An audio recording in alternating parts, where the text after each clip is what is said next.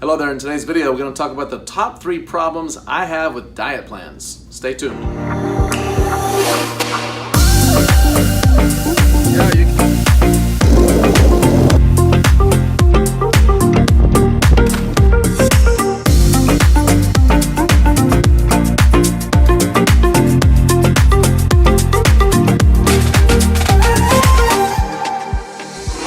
So what are the top 3 problems I have with diet plans? And when we talk about diet plans, they're all kind of lumped into keto, Atkins, the zone, the beans diet, the salad diet, whatever the case may be. So the top reason that, or the top problem I have with these diets is they're not necessary, okay?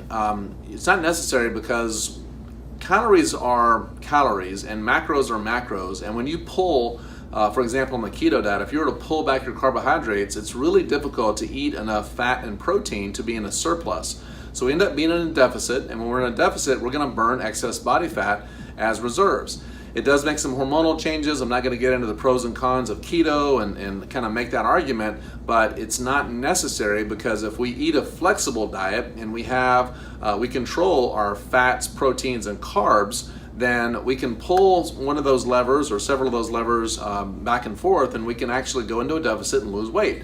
So it's not necessary to be on something as stringent as the keto diet. So the next problem I have with the diet plans, if you will, is they're not convenient. So if you were to go to a restaurant and you were going to try to eat within your diet plan, you would have to pick and choose on the menu what you would eat. And so they're not very flexible. And for example, in keto, if you're in ketosis, and ketosis can be measured, we can actually do a urine test and find out if we're actually in ketosis.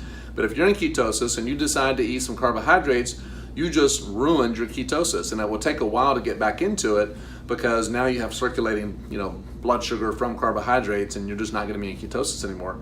So it's not convenient. And the last reason that I have, or the problem that I have with the diet plans, is they're not sustainable.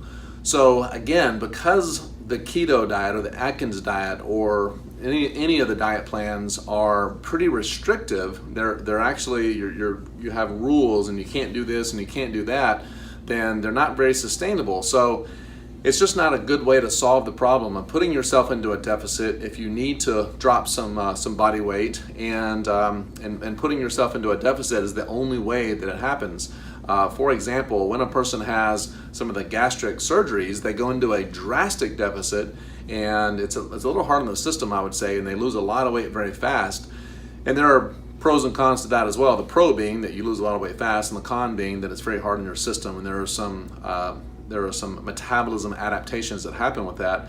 But it's just not sustainable to be on these diet plans for long periods of time. And so what happens when you get off of that plan, because you didn't fix the problem at its core, is you actually rebound back and you gain weight. And that's pretty disconcerting. And there are actually studies out there that show that the more diet plans you've been on, or the more diets you've been on, the heavier you may be. So there's actually a correlation between the number of diets a person's been on and how heavy you are. And so that's a little disconcerting as well. So again, not necessary, not convenient, and not sustainable. Those are the 3 problems that I have with diet plans. In another video I'm going to talk about how we come up with a goal for a person and set their macros and actually have a plan and follow it. So stay tuned for the next video, and we'll talk about that.